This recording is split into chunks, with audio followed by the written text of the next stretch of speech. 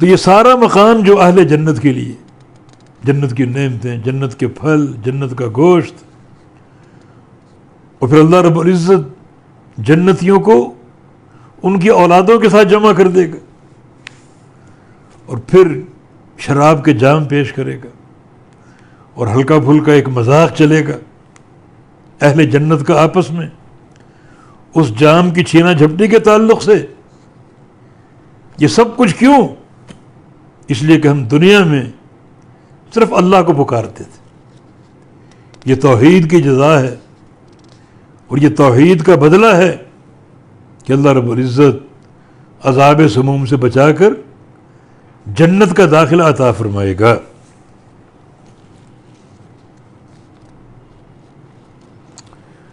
فذکر فما انت بنعمت ربک بکاہن ولا مجنون، بس آپ نصیحت کیجیے اس قرآن کے ذریعے، اس وحی کے ذریعے، حدیث کے ذریعے۔ یہ سابقہ جو مضامین ہیں، کہیں جنت کا ذکر، کہیں جہنم کا ذکر، اور کہیں اہل جنت کا ذکر، اور کہیں اہل جہنم کا ذکر، یہ ذکر ان کے سامنے پیش کرو اور نصیحت کرو انہیں۔ فذکر، پس نصیحت کیجیے۔ فما انت بنعمت ربک بکاہن ولا مجنون، نہیں ہے تو اپنے رب کی نعمت سے، اپنے رب کے فضل سے کاہن اور نہ مجنون۔ یہ لوگ آپ کو کاہن کہتے ہیں، اور کوئی کہتا آپ مجنون ہیں، دیوانے ہیں۔ اللہ ان سارے کفار کا رد کر رہا ہے کہ نہ آپ کاہن ہیں، نہ آپ مجنون ہیں۔ کاہن کون ہوتا ہے؟ کاہن وہ شخص جس کا جنوں سے رابطہ ہوتا ہے،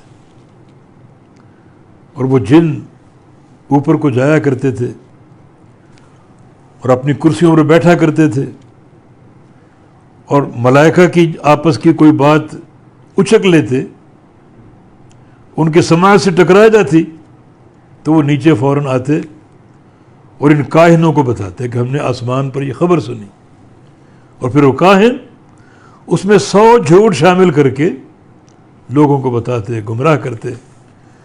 ایک بات سچی ثابت ہوتی جو جنہوں نے سنی ہوتی تو لوگ سمجھتے یہ سچ بولنے والے، سچی خبریں دینے والے، فلاں دن اس نے فلاں خبر دی تھی، وہ سچ ثابت ہوئی، یہ کاہن۔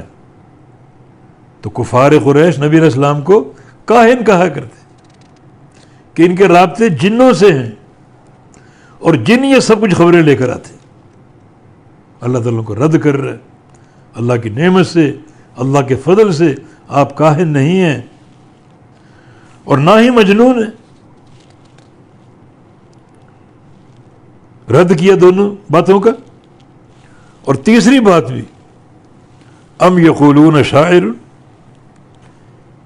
یا یہ کہتے ہیں کہ شاعر ہے، یعنی محمد مصطفیٰ علیہ السلام شاعر۔ یہ 3 باتیں ہوگی، کاہن، مجنون اور شاعر۔ یہ تینوں باتیں ایک ہی شخصیت کے بارے میں، یعنی محمد مصطفیٰ علیہ السلام کے بارے میں۔ عقل کے اندھو، یہ 3 چیزیں ایک بندے میں جمع ہو سکتی؟ یعنی ایک بندہ پاگل بھی ہو اور شاعر بھی ہو،